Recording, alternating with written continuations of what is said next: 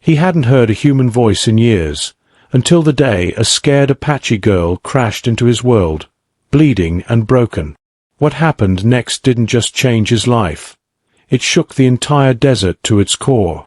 Tell us where you're watching from in the comments, and if you want more stories like this, hit subscribe. Now, buckle up. This is one wild ride. The morning heat had barely started crawling up from the sand when I saw her. At first, it was just a flicker near the north fence, a smear of motion where nothing should move. I'd spent years teaching myself to ignore those flickers, years of convincing myself that what lay beyond the cedar posts was none of my concern. But this time, my legs betrayed me before my mind could catch up. And when I saw what had stumbled against the fence, everything I'd built to keep the world out began to crack. She couldn't have been more than 16. Skin baked raw by the sun, eyes swollen nearly shut, and a limp that spoke of bone-deep pain. The wind carried the sour smell of blood and dust as she collapsed against the fence post, like it was the last thing on earth holding her upright. I remember standing there with a tin cup of cold coffee, frozen in place, caught between the instinct to help and the instinct that had kept me alive this long. Stay out of trouble. Trouble doesn't knock at your door polite. It comes crawling, bleeding, crying. It begs, and it makes you remember why you stopped answering. But as I watched her sink into the dirt, breath coming in ragged shivers, something old and stubborn twisted in my chest. Something I'd buried years ago, on a cold hilltop under a hand-carved cross. I could have turned around, could have stepped back inside, shut the door, and gone on pretending my world ended at the fence. But my boots were already moving. Dry earth cracked under each step as I crossed the yard and knelt beside her. Her skin was hot to the touch, sweat beading across her forehead despite the early hour. When I spoke, my voice felt alien, rough from disuse. "Easy now," I whispered, though I don't know if it was for her or for me. She flinched at my hand, tried to crawl away, but her strength gave out before she'd moved an inch. Up close, I saw the rope burns around her wrists, the bruises blooming across her ribs, the crusted blood where the skin had split. This wasn't a girl who'd simply wandered too far from home. This was someone who'd been hunted. I didn't ask her name. Names mean questions, and questions mean stories. Stories mean caring, and caring had nearly broken me once. Instead, I lifted her as gently as I could. She didn't resist, didn't even look at me, just hung limp in my arms, lighter than she should have been. Fever weight, bone and pain. My cabin door groaned on its hinges as if complaining about the return of ghosts. Inside, it smelled of old wood, smoke and solitude. I laid her on an old horse blanket that still carried the scent of cedar and sweat. For a moment, I stood there staring at her, the memory of another child bleeding through the years, golden hair, wide eyes dulled by sickness. I forced the memory down, swallowed it like whiskey that burns all the way to your bones. She needed water before anything else. I poured some into a tin cup and set it within reach, but her eyes didn't open. The sweat running down her temples was joined by fresh blood from a cut on her scalp. I cleaned it, careful not to press too hard, each movement stirring memories I'd sworn never to relive. My hands trembled despite the years they'd spent steady on rifle stocks and fence posts. Outside, the land waited, silent except for Birch, my horse, shifting his weight restlessly by the corral. Birds had gone quiet. The breeze carried the scent of sweat and something fouler. Fear, maybe. Something had chased her this far, and if it chased her here, it would come knocking on my door next. I should have felt anger or dread. Instead, all I felt was tired. Tired of pretending the world didn't exist beyond my fence. Tired of pretending my silence hadn't cost me more than my voice. As I looked at her bruised face, I realized what scared me most, The thought of doing nothing, of letting her die on my floor like a stray dog too hurt to crawl away.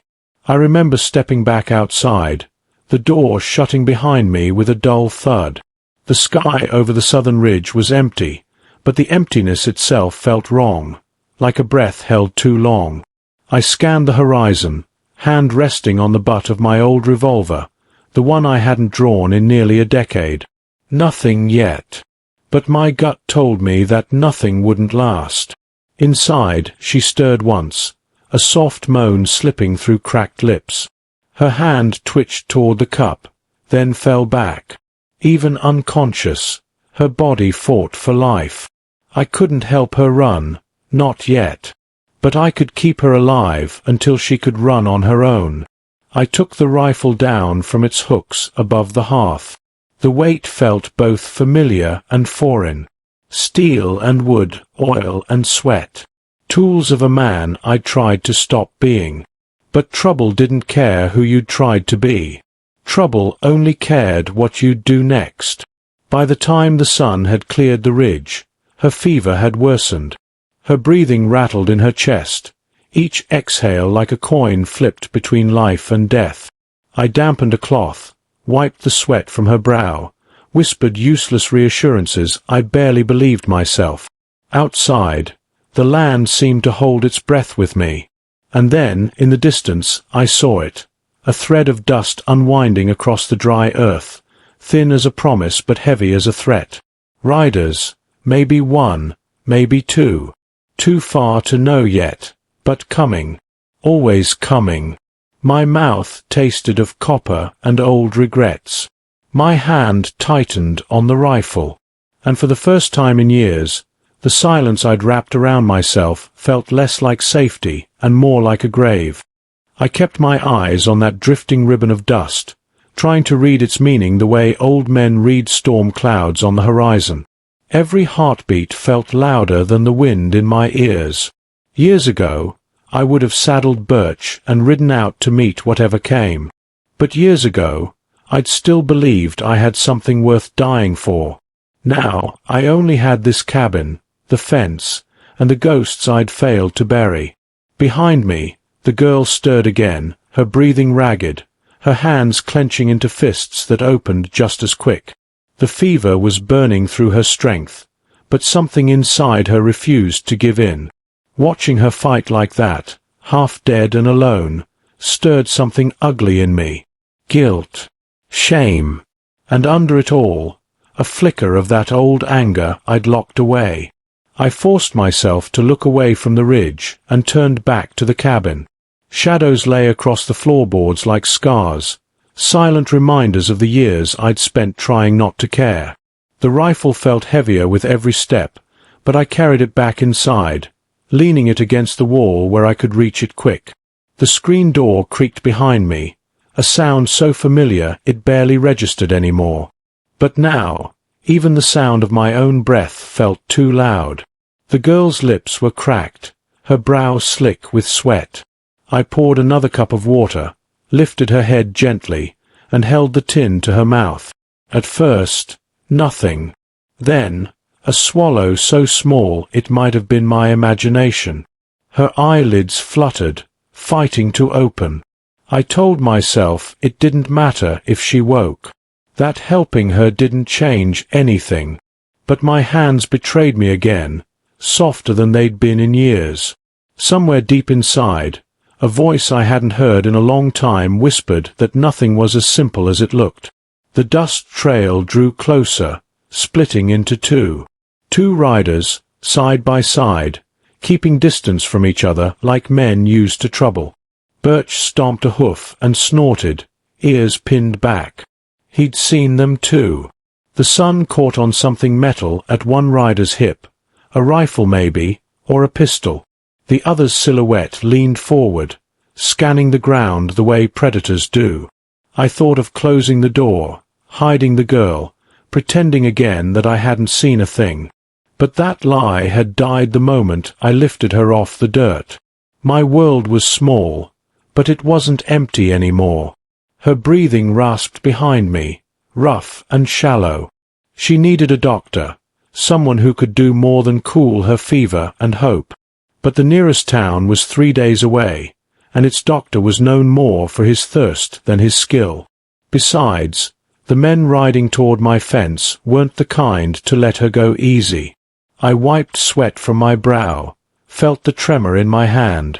I'd gone too long without facing anything real. Too long building fences not just of wood, but of silence and fear. Now trouble was coming, and I couldn't hide behind quiet anymore. The riders slowed as they reached my fence. Didn't cross it. Just sat their horses and looked. Men who'd done this before, who knew patience was its own kind of weapon. They didn't shout, didn't draw. Just watched. For a moment, the air felt thick enough to cut. Then, as if they'd agreed on some silent signal, they turned their horses and rode off, disappearing behind the ridge like smoke.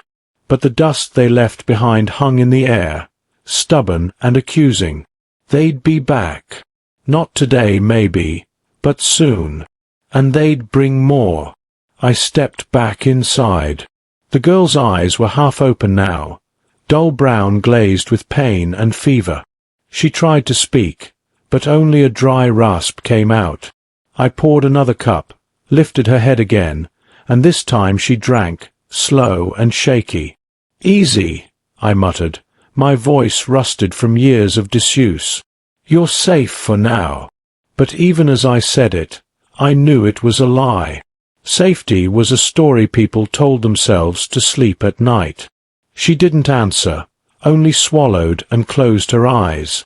But the way her fingers curled into the blanket told me she'd heard. The cabin felt smaller suddenly, the walls pressing in with every breath. I stepped to the window, eyes on the horizon. The riders were gone, but the quiet they left behind felt worse than any gunshot. Waiting was always the hardest part. Night fell slow that day, bleeding purple into the sky. I kept watch by the window, the rifle across my knees, every creak of wood under my boots sounding like thunder. The girl slept fitfully, her brow twitching with nightmares I could guess too well. I didn't ask. Some wounds you can see, others stay buried deeper than bone. In the darkness, my mind wandered where it shouldn't. Back to the night I'd buried my own blood under a crooked cross on a wind-bitten hill. Back to the promise I'd made to never let anyone close enough to break me again. A promise that had kept me alive, but turned life into nothing more than waiting to die. Now, with each of her shallow breaths, that promise felt more like a curse. Just before dawn, the fever broke. I saw it in the way her chest eased, the sweat turning cold on her brow instead of burning hot. When her eyes opened, clearer this time, they fixed on me. For a moment, neither of us spoke. Words felt too heavy for that moment. Then, in a voice that scraped like gravel, she whispered, "They'll come." I nodded. "I know. I'm not the only one," she breathed. "There are others. 12. Maybe more." My gut clenched. The dust trail on the ridge wasn't about one runaway girl. It was about keeping secrets buried. And men like that didn't stop at fences. "Why'd you run?" I asked before I could stop myself. She swallowed, her gaze unfocused. "Because if I didn't, they'd make an example out of her." Her voice cracked, but she forced the words out. "My cousin. 14. Last night she tried to run. They caught her. By dawn, they'd show everyone what happens when you cross Callahan." That name hung in the air like smoke after a shot. Jed Callahan. I'd heard it before. A name that moved like poison in whispers. Rancher, trader, smuggler, depending on who you asked. But always dangerous. Always untouchable. The girl's eyes locked on mine, and for the first time I saw something under the fear. Guilt. "I ran the other way," she said. "So they'd follow me. So she'd have a chance." Did she? I asked, though I already knew the answer. She didn't need to say it. The way her gaze fell told me everything. Silence filled the cabin, heavy as desert stone. Outside, the sun clawed its way up, lighting the dust still hanging in the air. Trouble wasn't coming anymore. Trouble was already here. The morning light crawled across the cabin floor, slow and merciless, revealing every splinter and crack I'd ignored for years. Funny how a broken plank or a rusty hinge never bothered me until now, until someone else had to depend on them. The girl, too young to carry the weight she did, lay curled on the horse blanket, her breathing steadier but shallow, her skin pale under the grime and bruises. I found myself watching the rise and fall of her chest, counting each breath as if by keeping track, I could keep her alive. Outside, the desert had woken, but its silence felt different. Not peaceful. Expectant. Like the land itself was waiting for something ugly to unfold. My hands ached for something to do, so I moved around the cabin, checking what little I had. 2 boxes of ammunition, half full. The rifle, cleaned but older than the scars on my knuckles. A revolver with 6 bullets, wrapped in oilcloth since the last time I'd sworn never to use it again. And a hunting knife, its handle worn smooth by years of gripping. Tools of violence in a place I'd tried to turn into a refuge. But a man can't pretend forever. She stirred, wincing as she shifted her weight. When her eyes opened, there was more clarity there. Pain, fear, but also a stubborn will that felt older than her years. "What's your name?" I heard myself ask. The question fell out before I could stop it. She hesitated, then whispered, "Sahale." It meant falcon, if memory served. Fitting. Even battered and bruised, she had the look of something born to fly, cornered but not yet broken. I didn't give her mine. Names were a luxury. And besides, a part of me still believed that if she didn't know me, it'd hurt less when this all went wrong. She tried to sit up but faltered, clutching her ribs. I moved closer, hands out, not touching her, just letting her see I meant no harm. "Easy," I murmured. "You've got a broken rib, maybe more." She nodded once, sharp and quick, then turned her gaze to the window.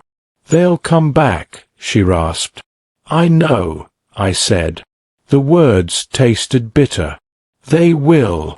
For a few breaths, silence filled the space between us, heavy as stone. Then she spoke again, each word forced out like it hurt. "If they take me back, they'll kill the others. Or worse." She didn't need to explain.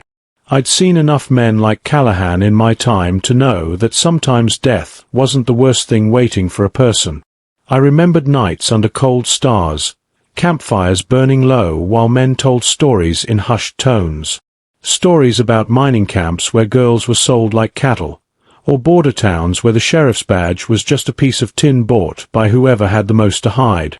Back then, I'd pretended those stories were just stories. Now, one was lying on my floor, bleeding and breathing proof. "Why you?" I asked. "Why risk running?" Her gaze locked on mine, fierce despite everything. "Because someone had to. And I could." The simplicity of her answer cut deeper than a confession. It reminded me of a younger man I used to be, one who still believed right and wrong were more than words. I swallowed the memory. It didn't matter now. Outside, Birch snorted, hooves shifting in the dirt. A shadow moved along the fence line, gone before I could be sure I'd seen it. But my gut didn't lie. They were out there, watching, waiting, testing how much fight was left in an old man and a half-dead girl. "They know you're here," I said, almost to myself. She nodded. "They'll come at night, or when they think you're alone." My jaw clenched. "Then we don't give them the chance." For a moment, her eyes widened, surprise, maybe even hope. But it faded quick. "You don't know them," she whispered. "I know enough," I muttered. Enough to understand that men like Callahan only respect two things: fear and force. And neither came cheap. She shifted again, sucking in a breath as pain lanced through her side. Her hands trembled, but she didn't let it stop her. "You should run," she said. "Leave me. They won't follow." "I could," I admitted. The words came easier than I expected, but something in my chest tightened at the thought. "And will you?" she asked, voice raw. I didn't answer. Not then. The truth was, part of me wanted to. Another part, the part one thought had died, couldn't. So instead, I stood and moved to the window, scanning the horizon. Dust settled behind the ridge, nothing moving now. But the desert doesn't need to move to be dangerous. The day dragged on, the heat crawling through the cracks in the cabin walls, turning sweat into salt on my skin. I forced water and a few spoonfuls of beans into Sahail's hands, though she barely swallowed half. Every bite looked like it hurt, but she never complained. I spent the hours repairing what I could, reinforcing the window shutters, checking the fence line, clearing brush that could hide a crawling man with bad intentions. All the while, my thoughts circled the same truth. This wasn't going to be enough. Two people can't hold off men who've decided someone else's life is worth more than your own.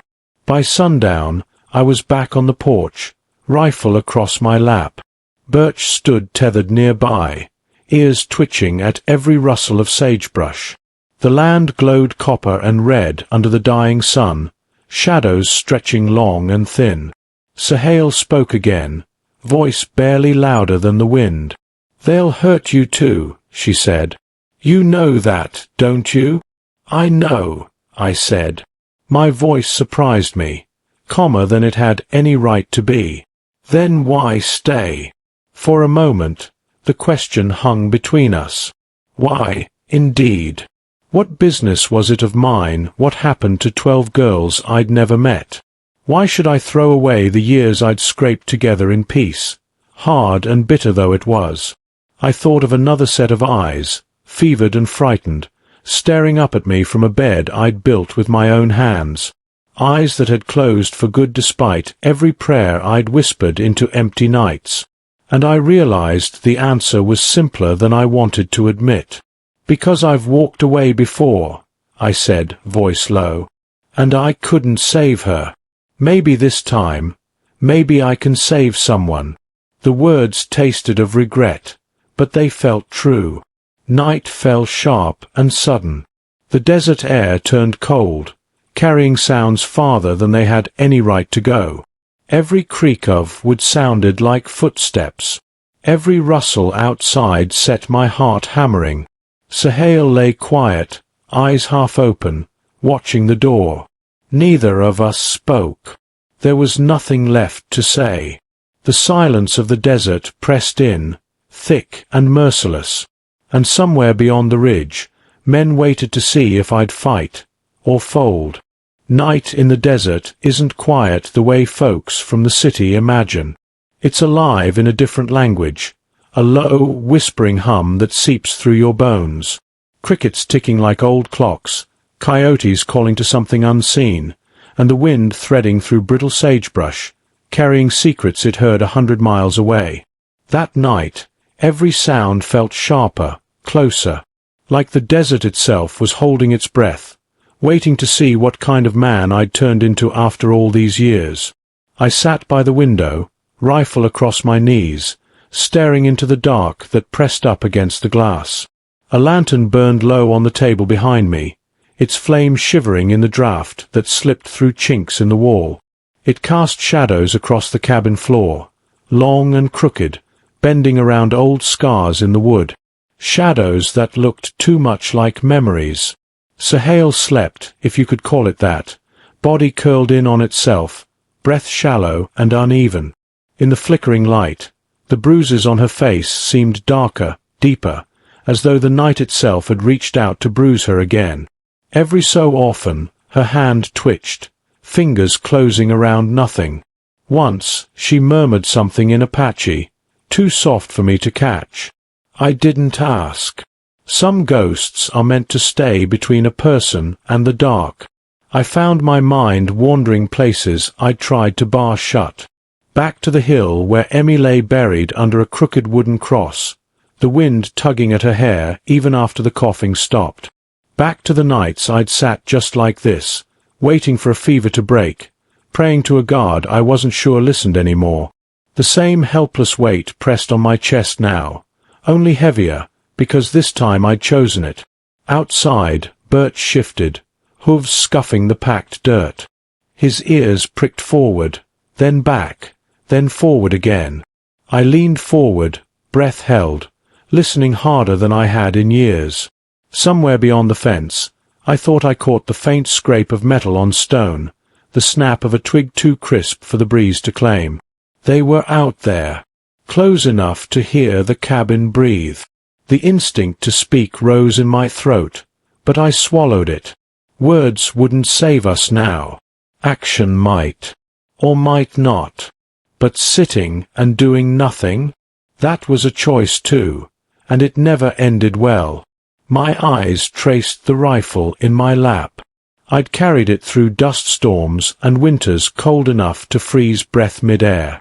Carried it when Emmy was born, thinking it might keep her safe from a world I knew too well. Carried it when I buried her. And yet, for all the weight it had never felt heavier than now, when the choice wasn't just between living and dying, but between living with myself afterward. A gust of wind rattled the window pane, made the lantern gutter and almost go out. The sudden darkness that followed swallowed the room for a heartbeat before the flame caught again. In that heartbeat, I saw them in my mind's eye, men crouched in the dark, guns in hand, waiting for a signal, waiting to see if the old man in the cabin would fight, or fold. Sahel shifted again, waking this time, eyes cracking open. They found mine across the dark room, the question clear even without words. "Not yet," I whispered. My voice sounded rough, like gravel in a dry creek bed. "But soon." She sat up slowly, pain tugging at her features. "If they take me back," she whispered, "they'll punish the others." "I know," I said. And I did know. The truth of it had sunk into my bones hours ago, heavy as desert stone. "Then you can't let them," she murmured, a plea wrapped in steel. I didn't answer, but I didn't look away either. In her eyes I saw fear, but also something fiercer, a stubborn spark that refused to go out. It reminded me, painfully, of Emmy, and of the part of myself I'd tried to bury with her. The silence between us stretched, filled with everything we weren't saying. Then, without warning, a shape moved beyond the window, just a flicker against the moonlit sand, there and gone. My pulse jumped, hands tightening on the rifle. The shadows outside shifted again, too deliberate to be the wind. They were coming. I stood, motioned for Sahel to lie flat behind the stove. "Stay low. Don't move unless I say." She obeyed without a word, wrapping herself tighter in the blanket, eyes wide and unblinking. I moved to the window, careful to keep below the sill, peering through a crack in the shutter. At first, nothing but sagebrush and shadow. Then, a shape. A man, crouched low, hat brim hiding his face. Another figure to the right, rifle held ready. They thought they were quiet, but the desert keeps its own secrets, and even careful boots leave signs if you know where to look. I forced my breathing slow. 1 heartbeat. 2. 3. Then I slipped to the back window, the one that faced the corral. Another shadow there too, moving between fence posts. 3, maybe 4 men in total. Not an army, but enough to kill 2 people who'd already been broken by life. I could have waited, hoped they'd go away. But men like this don't leave empty-handed. My grip tightened on the rifle until my knuckles paled. The decision I'd been dancing around all day solidified in my chest, cold and hard. I wouldn't wait for them to bring the fight inside. I slipped out the back door, boots sinking into the sand without a sound. The desert night wrapped around me, familiar as an old coat. Above, the moon hung low, painting the land in silver and shadow. My heart thudded loud in my ears, each beat counting out the seconds I had left to decide the kind of man I'd die as. The nearest figure was moving slow, careful, scanning the yard. He carried his rifle loose, confident. Too confident. I dropped to a knee, brought my own rifle up. For a heartbeat, the world held its breath. Then I squeezed the trigger. The shot shattered the quiet, echoing off the hills like thunder. The man staggered, rifle slipping from his hands as he crumpled into the dirt. Shouts answered from the dark. Panic, anger, the brittle edge of surprise. I didn't wait. Rolled to the left, came up behind the old water trough. Another shadow rushed forward, gun raised. I fired again, felt the rifle kick against my shoulder, smelled the acrid tang of gunpowder. The figure jerked, then fell hard, dust puffing up around him. Return shots ripped through the night, cracking wood and sending splinters across my face. One bullet slapped into the trough inches from my head, spraying water into the sand. But fear had already turned into something sharper inside me, cold resolve. I ducked low, crawled along the fence line, breath ragged. My legs ached, lungs burned, but I kept moving. Another shadow loomed ahead, closer to the cabin door. I couldn't let him get inside, couldn't let him find her. With shaking hands, I lined up the shot, forced my breath out, and fired. He went down without a sound, folding like wet canvas. The silence that followed felt louder than the shots. I listened, heart hammering, but heard only the wind and Birch's nervous snort. For a moment, I dared to believe that was all of them. Then a voice cut through the dark, low and calm. "That was a mistake, old man." It came from beyond the fence, unseen but close. The voice was smooth, practiced, the kind that smiles while it threatens. "You think you saved her," the voice drawled. "You just signed her death warrant." My blood ran cold. The rifle felt suddenly too heavy, my arms too slow. "You can't stop this," the voice continued. "Callahan owns this land, owns the law, and by sunrise, he'll own your bones too." I swallowed, forced words past the dry knot in my throat. "Maybe," I rasped, "but tonight, he'll pay in blood." The voice fell silent. Then, footsteps retreating into the dark, swallowed by the whispering desert. I stayed crouched there, rifle raised, every nerve screaming. Minutes stretched into hours, or so it felt. Finally, silence settled in for good. I stood, legs trembling, and turned back toward the cabin. The night felt heavier now, the air thicker with gunpowder and guilt. Inside, Sahel waited, her eyes wide, face pale but set. Without a word, I closed the door behind me and dropped the rifle against the wall. "They're not done," she whispered. "I know," I said, breath catching in my chest. "But neither are we." And in that moment, with the night pressing close and death waiting on the horizon, I realized, for the first time in years, I wasn't waiting to die. I was fighting to live. Dawn doesn't come gently in the desert. It breaks the night apart, shoving light into every crack and corner, making shadows crawl back to wherever they came from. And as the first pale glow crawled over the ridge, I felt the weight of what I'd done settle deeper into my bones. 3 bodies lay in the yard. Men I didn't know, didn't hate, and hadn't planned to kill until the moment came. Now they were part of the earth, dust returning to dust, as the good book says. But there was no comfort in Scripture this morning, just the cold knowledge that what had started couldn't be undone. Inside, Sahel sat on the edge of the couch, blanket draped over her shoulders, eyes hollow from a night without real sleep. She didn't ask what had happened. Didn't need to. The smell of gunpowder still clung to my clothes, and the lines in my face must have told her the rest. "You all right?" I asked. The question felt clumsy in my mouth, too small for everything hanging in the air.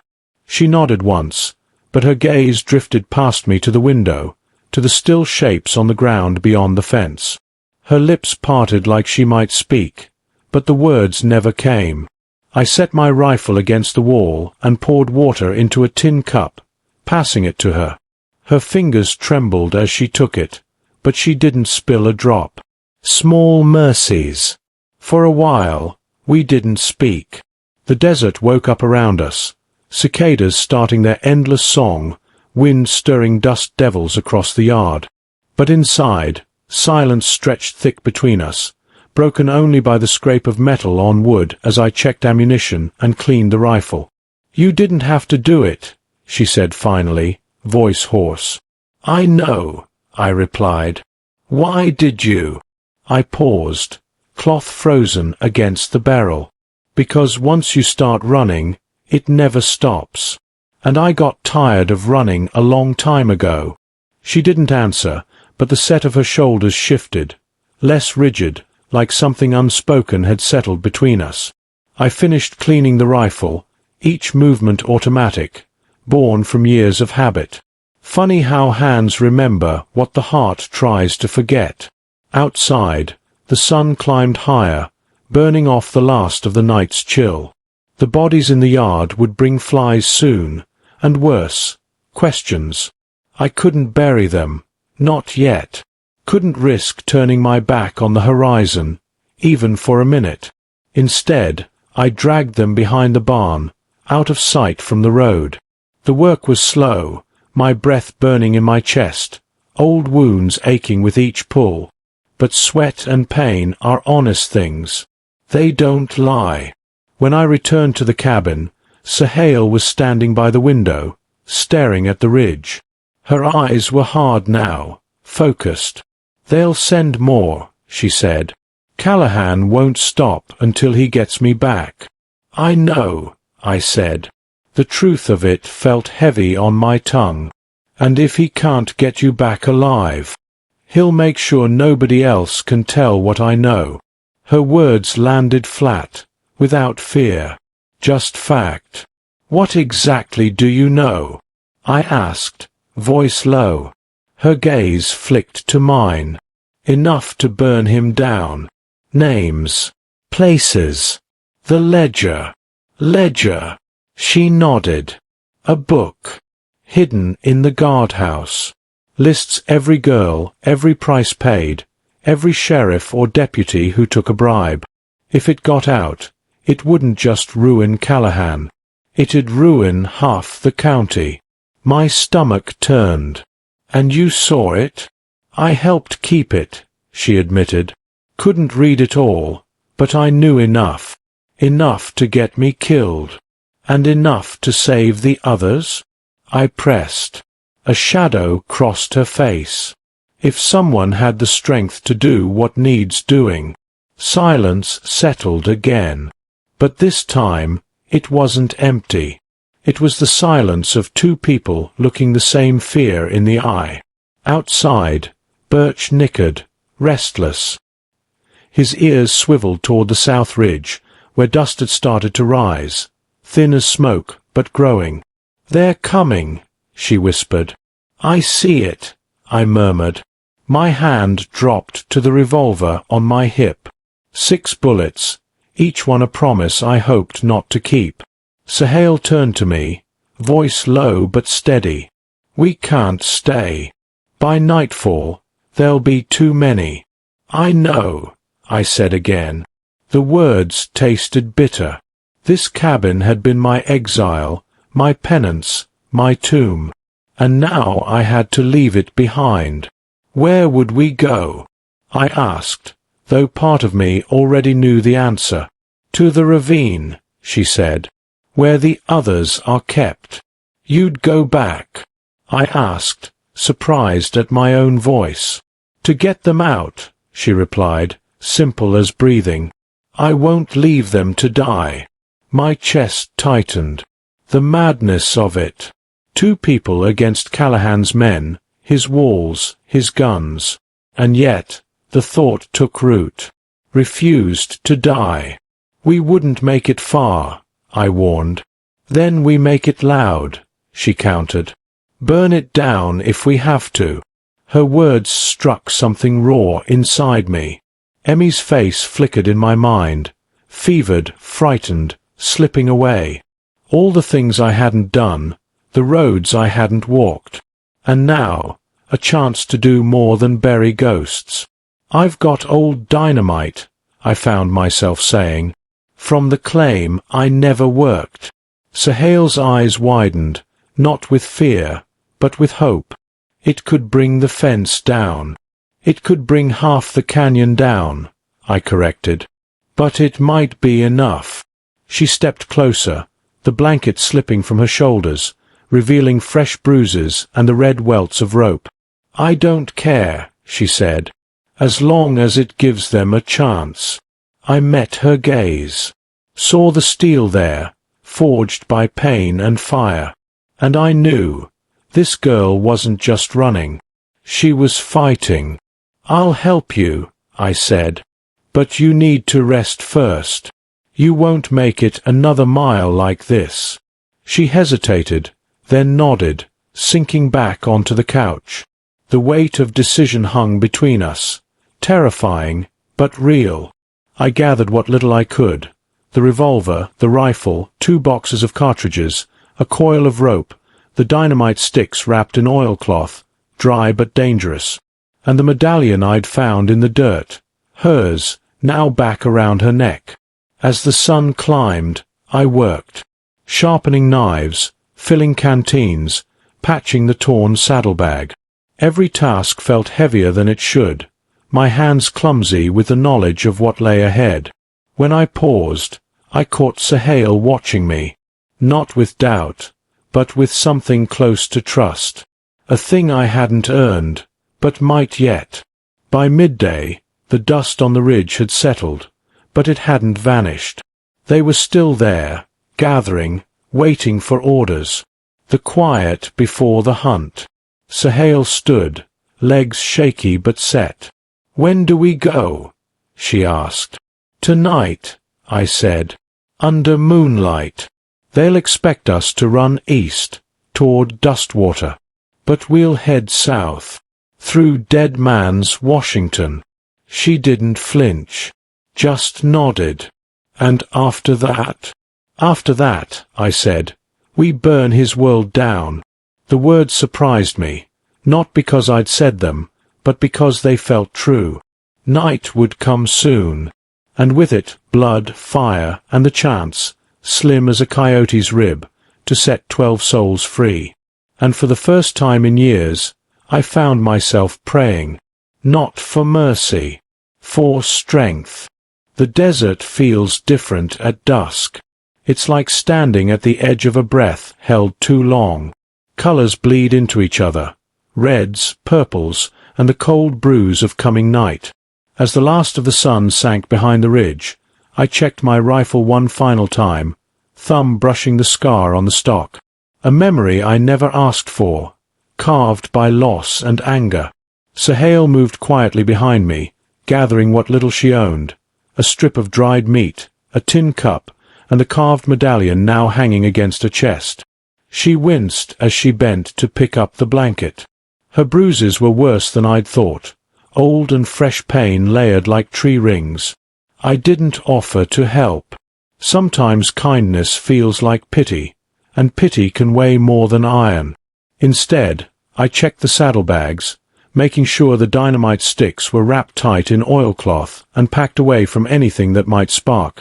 Each stick was a promise of fire we hadn't yet decided how to use.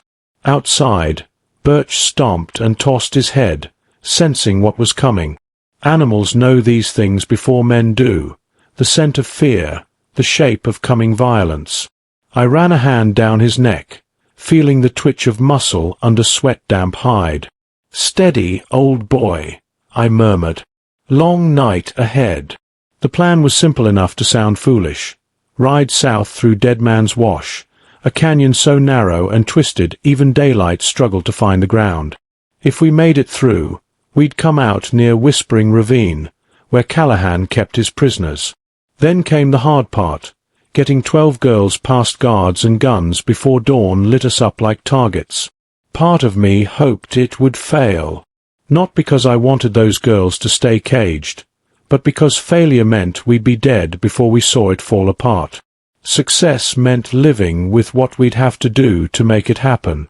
I saddled Birch, tightened the girth until the old leather creaked, then slipped the rifle into the scabbard by the stirrup. Sahale watched, silent but alert. I could see calculation in her gaze, fear tempered by resolve. She was younger than Emmy had been when sickness took her, but older too in ways no child should be. "Ready?" I asked, though I could see she wasn't. Nobody ever is. She nodded anyway. I mounted first, feeling every bone in my back protest, then reached down to pull her up behind me. She hesitated, just a heartbeat, before taking my hand. Her palm was calloused, skin split and healed in pale scars. Not the hand of someone used to waiting for rescue. As she settled behind me, I felt the small weight of her medallion tap against my back. Strange how a thing so slight could carry so much history. The sun was gone now, and the first stars crawled out to watch. I clicked my tongue, and Birch stepped forward, hooves stirring dust that glowed silver under moonlight. The cabin shrank behind us, swallowed by darkness and memory. A grave I'd lived inside for too long. I didn't look back. Dead Man's Wash waited ahead, a scar cut into the earth by water that hadn't flowed in decades. The entrance was easy to miss if you didn't know where to look, a break in the ridge marked by 2 leaning cedars. Birch picked his way down the rocky slope, muscles bunching and stretching under us. The canyon walls rose quick and close, shadows pooling like spilled ink. Moonlight barely reached the ground, and every sound felt too loud. The scuff of hooves on stone, the creak of leather, the rasp of my breath. Sahale's hands tightened around my waist as we slipped deeper into the narrow gorge. The air smelled of dust and something older, iron and salt, the ghosts of water long gone. "How far?" she whispered, voice close enough that I felt it against my back. 2 hours if nothing stops us," I murmured. 3 if something does." Silence followed. Words felt too fragile, too likely to shatter under the weight of what waited. Halfway through the wash, Birch froze. Ears forward, body trembling under us. I felt the change before I heard it, the distant clink of metal on rock, a scuff that didn't belong to horse or wind. I swung down, landing in gravel that shifted underfoot. "Stay here," I whispered. Sahale slid off too, her boots landing silent as falling dust. "I'm not hiding," she hissed. I didn't argue. Instead, I drew the revolver and moved toward the sound, each step careful, breath tight in my chest. At a bend in the canyon, moonlight caught movement. 3 figures, silhouetted against pale stone. Riders, dismounted, leading horses by the reins. Their voices floated back, low and confident. "Can't have gotten far," one said. "Don't matter," another replied. "Callahan wants the girl alive. Old man too, if possible." The third spat. "Ain't worth the trouble. We should have brought more men. They were between us and the ravine. No way around them." The canyon walls boxed us in, 20 feet high and sheer as cut glass. I crouched low, rocks digging into my knees. Beside me, Sahel's breath came fast and sharp. Her eyes burned in the dark. Fear and fury balanced on a knife edge. 3 men. 1 revolver, 1 rifle, 6 bullets loaded. And dynamite. Dangerous, loud, unpredictable. But it could buy us a path. I met Sahel's gaze, mouthed, "Go back. Find cover." She shook her head, jaw set. Time folded in on itself, stretching thin until I thought it might snap. The riders drew closer, shadows shifting on the canyon wall. Then Birch snorted, loud in the hush. One of the men turned, hand dropping to his gun. "What the—" I stepped out from behind the rock, revolver raised. "Drop it," I barked. For a heartbeat, nobody moved. Then everything exploded into motion. One man lunged for his rifle. I fired, the shot cracking the canyon like a whip. He spun and fell. The second drew his gun. I fired again, missed high, stone chips spraying. Sahel's hand closed around a loose rock, and she hurled it with all her strength. It caught the man on the temple, staggering him. I fired a 3rd time. This one found bone. He dropped. The 3rd man, older, mean-eyed, raised his pistol. My hammer clicked on an empty chamber. Sahel screamed. The man took aim. Then Birch charged. Ears flat, teeth bared. The old gelding slammed into the man's side. The shot went wide, echoing off stone. Birch reared, hooves lashing. The man crumpled under 1/2 ton of horseflesh. Silence fell again, broken only by Birch's heavy breathing and the sharp scent of gunpowder. My ears rang, vision edged in red. Sahel stood frozen, chest heaving. Then she dropped to her knees beside me, hands shaking as she touched the revolver. "More men will come," she gasped. "I know," I panted. "But now we run." We stripped ammunition from the dead, took their rifles and canteens. Birch stood trembling, sides heaving, but still alive. Good horse. I helped Sahel into the saddle first this time, then swung up behind her. The canyon walls pressed close, whispering secrets of old blood. We didn't speak. There was no breath left for it. Dead Man's Wash spat us out into open desert. Ahead lay whispering ravine, 2 hours' ride, maybe less at a gallop. Behind us, Callahan's men would find the bodies, smell the gunpowder, and follow. Ahead, 12 girls waited in chains, and a ledger that could burn a kingdom of sin to ash. The moon rode high, casting our shadows long across the sand. I dug my heels into Birch's flanks. Higher! The horse surged forward. Dust rose behind us, trailing like a comet's tail. And so we rode, 2 ghosts racing against dawn. The desert night stretched endless around us as Birch thundered forward, hooves pounding the cracked earth. Every sound, the rattle of my breathing, the clatter of saddle leather, the distant cry of a coyote, felt like it could be the last noise I ever heard. Sahel sat tense ahead, eyes fixed on the horizon where the jagged cliffs of Whispering Ravine clawed at the sky. "We don't have much time," I muttered, the words nearly lost to the wind. "Once they find those bodies, they'll come harder." She said nothing, but the tight set of her jaw told me she understood. This was no longer just about escape. It was a fight for survival, for 12 lives held hostage in the shadow of a ruthless man. The ravine's mouth yawned before us, a narrow canyon ringed by cliffs so steep they swallowed the moonlight. This place was a prison carved from stone, and inside it the girls waited, silent, terrified, hopeful. Birch hesitated, sensing the danger, but I pressed forward. We had to reach them before dawn. Failure wasn't an option. Not this time. Whispering Ravine was every bit as forbidding as its name suggested. The canyon walls pressed close, jagged and sharp, shadows pooling deep in every crevice like dark water. The air smelled of dust, sweat, and something colder. Fear, maybe, or the ghosts of the girls who had vanished inside these stone jaws. Birch moved cautiously, his steps echoing softly against the rock. I kept my eyes peeled for any sign of movement. Guards, dogs, traps. Callahan was no fool. He didn't just lock the girls away. He made sure the world forgot they were there. Sahel was tense beside me, fingers twitching near the knife at her belt.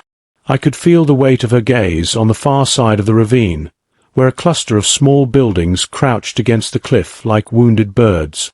The guardhouse, the pens, the barbed wire fences glinting faintly under the moon. We slowed to a stop behind a rocky outcrop. The girls, 12 in total, were somewhere inside that compound, trapped in a nightmare that smelled of rusted chains and broken promises.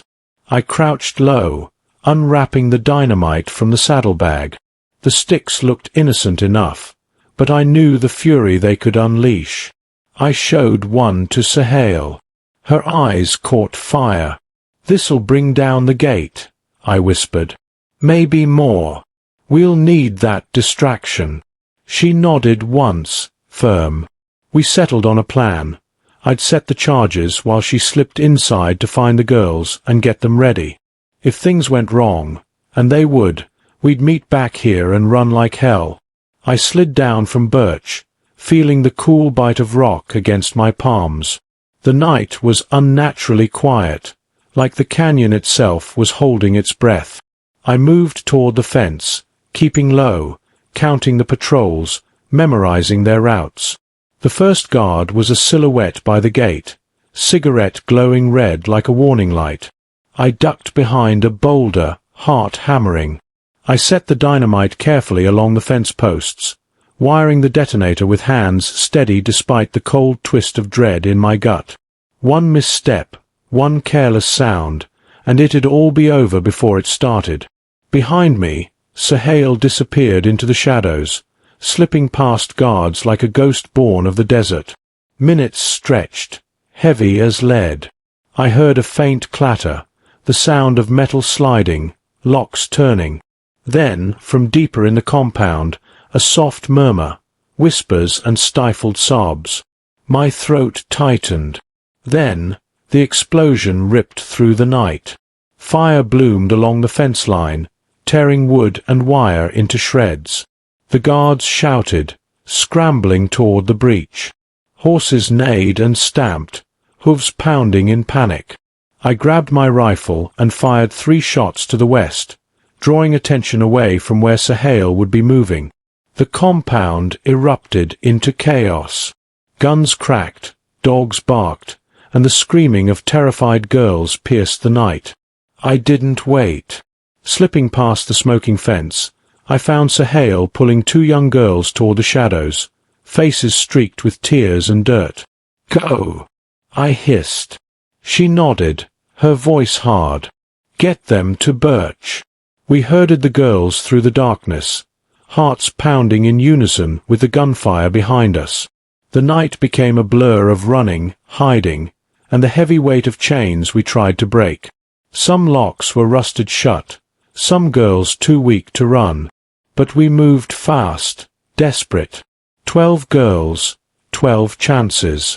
By the time dawn cracked open the sky, bleeding pale light over the ravine, we were a ragged, broken procession slipping through the desert scrub.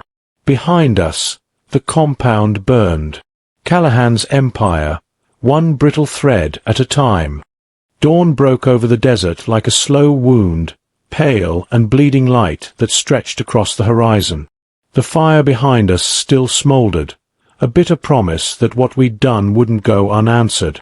12 girls, each carrying scars deeper than the sun could burn, followed us into the brittle morning. Birch's hooves kicked up dust, every step a prayer. The girls were silent, save for the occasional sob, the crunch of broken chains falling to the ground, or the uneven breaths of those too weak to run.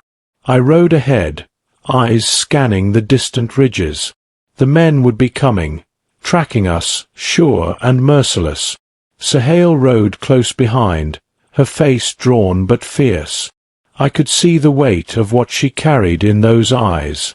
Not just the fear of capture, but the ghosts of family, promises broken and blood spilled. One of the younger girls, barely more than a child, collapsed onto the dirt road. I dismounted quickly, kneeling beside her. Her eyes were wide, staring past the desert haze. "You need to keep moving," I said gently, wiping the grime from her cheek. She shook her head weakly, lips trembling. Sahel was already there, pulling a water skin from her pack, pressing it to the girl's cracked lips. "We'll stop soon," she whispered. "Just a little farther." We pressed on, but the desert was unforgiving. Heat baked the earth beneath us as the sun climbed higher, and the scent of smoke from the burning compound faded but never fully disappeared, an echo of the destruction we left behind. The girls had been prisoners too long. Their bodies bore the weight of confinement and cruelty, but their spirits clung stubbornly to the hope of freedom. Still, freedom was fragile. Every step away from the ravine felt like walking on a thread stretched too thin. By midday, we found a shallow canyon shaded by twisted juniper trees, a rare refuge in the vast emptiness. We set the girls down, letting them rest while I surveyed the horizon. Dark clouds had gathered in the distance, but that wasn't what caught my attention. Riding fast, a cloud of dust rose over the western ridge. Callahan's men, fewer than expected but just as relentless. "They're coming," I said grimly. Sahel's jaw clenched. "We can't outrun them all." "No," I admitted, "but we can choose where to fight." We spent the next hour fortifying our small refuge, scattering rocks to slow a charge, stacking fallen branches as makeshift barriers. The girls helped as best they could, their bruises evident in every movement. As the first horseman crested the ridge, I raised my rifle, sighting carefully. The chase had turned into a stand. The air thickened with tension, sunlight, sweat, and the bitter promise of blood. The first volley cracked, echoing off the canyon walls. I fired back, heart hammering. Sahel moved among the girls, shielding them with whispered prayers and quiet commands. Shots rang out, dust kicked up, and the desert seemed to hold its breath. Callahan's men were skilled, but desperation sharpened our senses. Every missed shot fueled our resolve. As the battle wore on, a rider broke away, heading straight for our position. Fast, reckless. I raised my rifle again, steadying my aim, but Sahel was quicker. She threw herself in front of me, taking the shot meant for my chest. The bullet tore through her sleeve, grazing her arm. She didn't cry out, didn't flinch. Only the fire in her eyes burned brighter. "We're not finished," she said, voice low but fierce. That moment, I realized something. This fight wasn't just about rescue. It was about reckoning, about tearing down the darkness piece by piece, until nothing remained but light. We pushed forward, every breath a promise, every step a defiance. The desert had swallowed too many secrets. It was time to make it scream. The desert sun was ruthless, beating down as if trying to scorch every secret into dust. But neither Sahel nor I cared. Our focus was razor-sharp. Every step, every breath was for the girls. 12 souls shackled in chains, now clutching shards of hope. The ambush near the juniper thicket had taken its toll. Some of the girls limped, others bore bruises fresh and raw, but none wavered in their determination. Freedom was within reach. We could feel it in the grit under our nails, the heat that burned in our lungs. Callahan's men were cunning, relentless. Their numbers had dwindled, but their hatred only deepened. The rattling of hooves behind us reminded us they weren't ready to give up. We moved quickly toward the final stretch, a stretch of barren mesas where the earth cracked open like old scars. I could see the dark shape of a freight wagon ahead, likely where Callahan planned to load the girls for his twisted trade. The thought of those innocent faces trapped inside hardened my resolve. "We'll split up," I whispered to Sahel as we crouched behind a ridge. "I'll create a distraction. You get the girls to the ravine's edge." Her eyes flickered with doubt, but she nodded. The plan was dangerous, but we had no choice. I crept forward, rifle raised, every muscle coiled tight like a spring. The sun glinted off metal, guns, badges, chains. The sound of low voices carried on the wind, Callahan's men talking, joking, unaware their reckoning had arrived. I took aim at the nearest rider and fired. The shot cracked like thunder, sending horses into a frenzy. Chaos erupted as men scrambled, yelling orders. That was my opening. Behind me, Sahel's voice urged the girls to move, her words sharp and steady. They stumbled but followed, clutching each other, whispering prayers. The wagon was close now, shadows of armed men looming. I fired again, forcing the guards to scatter. A burst of gunfire hit the ground near me, the dirt exploding in shards. I rolled to cover, heart pounding like a drumbeat of war. This was no longer just rescue, it was a battle for survival. From the corner of my eye, I saw Sahel pull a young girl from the wagon, her hands shaking but her spirit fierce. "Keep moving," she hissed. Callahan himself appeared then, a tall man with a face carved from cruelty. His eyes blazed with fury as he barked orders. "You'll pay for this," he growled. I didn't answer. Instead, I loaded my revolver, finger tight on the trigger. The final showdown was at hand. Shots rang out, dust billowed, and the air was thick with smoke and sweat. The girls scattered toward the ravine's edge, freedom just steps away. Callahan charged at me, fury in every step. Our weapons clashed, steel, gunfire, the desperate fight of men who refused to yield. I felt the heat of his breath, the weight of his hatred. But I was fighting for more than myself now, for those 12 girls, for every lost soul he'd tried to bury. With a final, desperate surge, I disarmed him, sending his gun skittering across the rocks. He fell, defeated, rage twisting his face. Behind me, Sahel led the last of the girls toward safety. We didn't look back. As the sun dipped below the mesas, casting long shadows over the land, I knew this battle was over. But the war for justice had just begun. The last light of day faded as we stood on the edge of Whispering Ravine, the girls safe behind us, their faces tired but free. The air was heavy, filled with silence, the kind that comes after storms and battles, when the world seems to hold its breath. Sahel leaned against a rock, her bruised arm wrapped in a makeshift bandage. I could see the exhaustion in her eyes, but also a fierce glimmer of hope. We had fought through fire and blood, but the chains had finally been broken. Callahan was gone, defeated not just by gunfire, but by the unyielding will of those he tried to crush. The law might never touch him, but out here, justice was written in grit and sacrifice. The girls whispered among themselves, voices soft like the wind, sharing fragments of stories, memories too painful to speak aloud but too vital to forget. I looked at Sahel, remembering the scared girl I'd found at my fence. The girl who carried more than wounds, who carried a fire that refused to die. We didn't need words. Sometimes, survival was enough. We'd given these girls a chance, a future that wasn't chained by fear.